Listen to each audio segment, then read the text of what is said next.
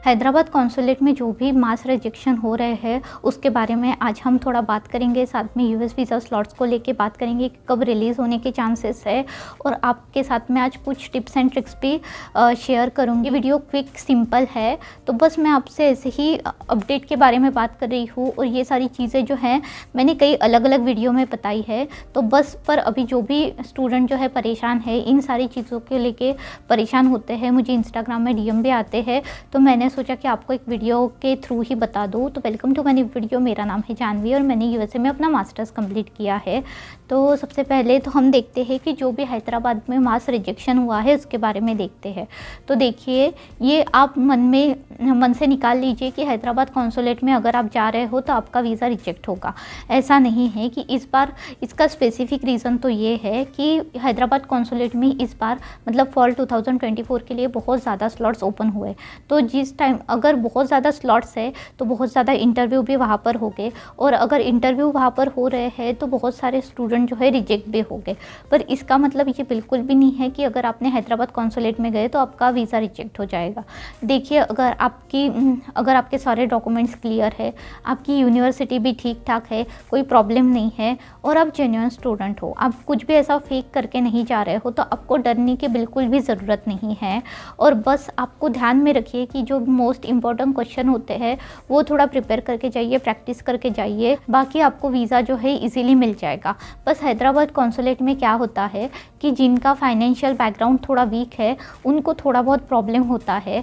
तो अगर आपके पास एजुकेशन लोन वगैरह हो तो आप ट्राई कीजिए कि ऑफिसर ने अगर आपको कुछ क्वेश्चन पूछा जैसे स्पॉन्सरशिप से रिलेटेड या फिर आपको कौन स्पॉन्सर कर रहे हैं, तो आप बता सकते हो कि ये पर्सन मुझे स्पॉन्सर कर रहा है और साथ में मेरे पास एजुकेशन लोन भी है। तो आप ट्राई कीजिए कि अगर आपके पास एजुकेशन लोन वगैरह हो तो ये प्लस पॉइंट हो जाता है, तो इससे आपके चांसेस जो है वीज़ा मिलने के हैदराबाद कॉन्सुलेट में बढ़ जाएंगे।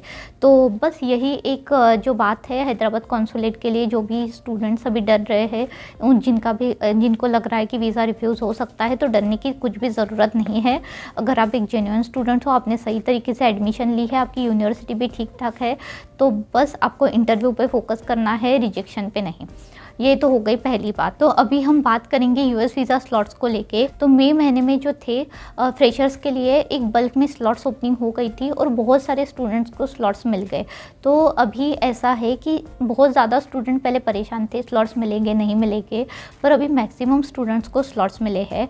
पर ऐसे एक और दो बार फिर से जो है बल्क में स्लॉट्स ओपन हो जाएंगे। तो जो भी स्टूडेंट्स पहली बार यूएस में पढ़ाई के लिए आ रहे हैं, पहली बार उन्होंने एजुकेशन स्टूडेंट वीज़ा के लिए अप्लाई किया है, तो उनको चांसेस है कि जल्दी ही स्लॉट्स मिल जाएंगे, देखने को मिलेंगे।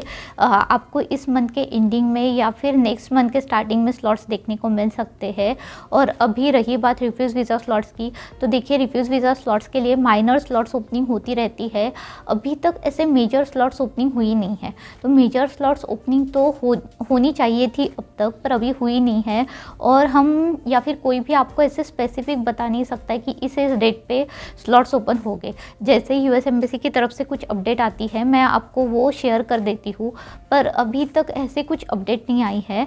पर लास्ट टाइम जो अपडेट आई थी रिफ्यूज़ वीज़ा स्लॉट्स को लेके वो यही थी, जिन भी स्टूडेंट्स का वीज़ा रिफ्यूज़ हुआ है उनके जो इंटरव्यू है वो अगस्त मंथ में हो गए। तो अगस्त मंथ से पहले ही वीज़ा स्लॉट्स आ जाने चाहिए, और हाई चांसेस है कि जल्दी ही जो है स्लॉट्स अच्छे खासे रिलीज़ हो जाएंगे। पर माइनर स्लॉट्स ओपनिंग होती रहती है, तो देखिए आप ट्राई कीजिए कि आपको भी स्लॉट्स मिल जाए। और अगर आप बहुत महीनों से परेशान हो, आपने 1 महीना 1.5 महीने से ट्राई कर रहे हो, फिर भी अगर आपका वीज़ा भी रिफ्यूज़ हो गया है और आपको रिफ्यूज़ स्लॉट्स भी नहीं मिल रहे हैं, तो आप एजेंट की हेल्प ले सकते हो। टेलीग्राम में ग्रुप होते हैं, वो भी ज्वाइन कर सकते हो, तो आपको आइडिया हो जाएगा कि स्लॉट्स रिलीज़ हो रहे हैं नहीं हो रहे हैं। थर्ड में आपको कुछ ऐसे टाइमिंग बता रही हूँ जिस टाइम में आप एक बार चेक कर सकते हो कि स्लॉट्स अवेलेबल है या नहीं है। तो ये जो टाइम है आप ऐसे फिक्स टाइम करके मत लीजिए, क्योंकि स्लॉट जो है कभी भी रिलीज़ होते हैं। फिर भी मुझे बहुत सारे स्टूडेंट पूछते हैं कि कब स्लॉट्स जो है देखनी चाहिए या फिर स्लॉट्स कब रिलीज़ होते हैं। तो ये जो पैटर्न है हमेशा चेंज होता रहता है। अभी कुछ वीक पहले से रात को स्लॉट्स रिलीज़ हो गए होते हैं, तो आप रात में 12 से लेके 3-4 बजे के बीच में कभी भी स्लॉट चेक कर सकते हो। सेकंड जो टाइम है अर्ली मॉर्निंग, जिसमें आप 6 से 7 बजे के बीच में एक बार चेक कर सकते हो कि स्लॉट्स आए हैं या नहीं आए हैं। तो 6 साढ़े 6 बजे तक स्लॉट्स आ जाते हैं, तो पर इसका भी ऐसा कुछ कंफर्मेशन नहीं है। और इवनिंग टाइम में भी 5 से लेके साढ़े 6 बजे तक को स्लॉट्स देखने को मिलते हैं। तो एक तो आपको मॉर्निंग का टाइम हो गया जो कि 6 से 7, इवनिंग का टाइम 5 o'clock से लेके 6:30 तक आप देख सकते हो, और साथ में रात को भी एक बार मॉनिटर कर सकते हो। तो जैसे ही आप फ्री हो उस टाइम पे आप ये सारी चीज़ें देख सकते हो। कुछ टिप्स एंड ट्रिक्स जो मैं आपको देना चाहती हूँ वो बस यही है कि आपके जो डॉक्यूमेंट्स होते हैं, जैसे कि आप S160 confirmation page, I-20 fees receipt, SEVIS receipt, ये सारे जो इम्पोर्टेंट डॉक्यूमेंट्स है ये आप अलग से अच्छे से लेके जाइए। आप अपनी ट्रांसक्रिप्ट या फिर आपका एजुकेशन लोन जो भी है, ये सारे डॉक्यूमेंट्स भी अपने साथ रखिए। तो मतलब आप अपनी तरफ से ट्राई कीजिए कि जो भी आप अपनी तरफ से प्रोसेस कर सकते हो वो सारी आप अपनी तरफ से क्लियर रखिए। इंटरव्यू के जो क्वेश्चंस होते हैं या फिर कुछ ग्रुप्स है टेलीग्राम में भी, तो वो आप ज्वाइन करके देख लीजिए कि उनको कौन से टाइप के क्वेश्चन पूछ रहे हैं। तो जो भी नए नए स्टूडेंट जो है अपना एक्सपीरियंस शेयर करते हैं, तो आपने अगर 2-3 दिन जितने भी नए इंटरव्यू आ रहे हैं उनके क्वेश्चन देखे, उसके आंसर आपने खुद से प्रिपेयर किए, थोड़ा प्रैक्टिस की, तो आसानी से वीज़ा मिल जाएगा। इतना भी ऐसे टेंशन लेने की ज़रूरत नहीं है। और लास्ट बात तो ये है कि बहुत सारे स्टूडेंट का मुझे मैसेज भी आ रहे हैं कि उनका वीज़ा रिफ्यूज़ हो गया है। तो इस टाइम पीरियड में क्या होता है कि बहुत लोगों को वीज़ा मिल भी जाता है और बहुत लोगों का वीज़ा रिजेक्ट भी हो जाता है। तो अगर आपका वीज़ा रिजेक्ट हो गया तो आपको ऐसा सैड डिप्रेस फील होने की ज़रूरत नहीं है। आप अकेले नहीं हो जिनका वीज़ा रिजेक्ट हुआ है। बहुत सारे स्टूडेंट्स होते हैं जो कि 5-5, 6-6 अटेम्प्ट तक भी ट्राई करते हैं, उनको वीज़ा नहीं मिलता है। और मेरा भी 3 बार वीज़ा रिजेक्ट हुआ था। मुझे भी 4th अटेम्प्ट में US का वीज़ा मिला था। तो मुझे पता है कि जब वीज़ा रिजेक्ट होता है और अपनी सारी प्रोसेस जो होती है कंप्लीट हुई होती है, जैसे यूनिवर्सिटी से आपको एडमिशन आ जाता है, सारे डॉक्यूमेंटेशन सब कुछ ऐसा, मतलब सारी स्टेप पूरे हो जाते हैं, बस एक लास्ट स्टेप होती है। और जिस टाइम पे आपका वीज़ा रिजेक्ट हो गया तो ये सारी जो स्टेप होती है वो सारी वेस्ट हो जाती है, बहुत ही बुरा लगता है।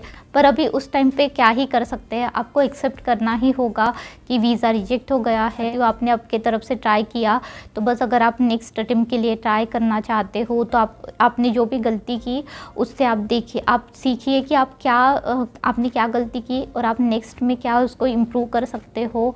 और साथ में क्वेश्चंस के आंसर जो है अच्छे से प्रिपेयर कीजिए। और अगर आप नेक्स्ट वीज़ा इंटरव्यू देना चाहते हो, जो कि मैं आपको सजेस्ट करूँगी कि अगर आपका मन है और अभी टाइम भी है फॉल सेमेस्टर के लिए, फॉल सेमेस्टर को स्टार्ट होने के लिए और स्लॉट्स भी रिलीज़ होने के चांसेस है, तो आप एक बार और ट्राई कर सकते हो। बस ये तो मेरा ओपिनियन है, बाकी आप अपना देख सकते हो। जिन भी स्टूडेंट्स का वीज़ा रिफ्यूज़ हुआ है, तो बहुत सारे स्टूडेंट जो है मुझे इंस्टाग्राम में DM करके बता रहे हैं कि उनका वीज़ा रिफ्यूज़ हुआ है। तो मेरे से जितना होता है मैं स्टूडेंट को हेल्प करती हूँ। तो अगर आपको भी हेल्प चाहिए तो अगर आपका वीज़ा रिजेक्ट हुआ है तो आप भी मुझे इंस्टाग्राम पे DM कर सकते हो।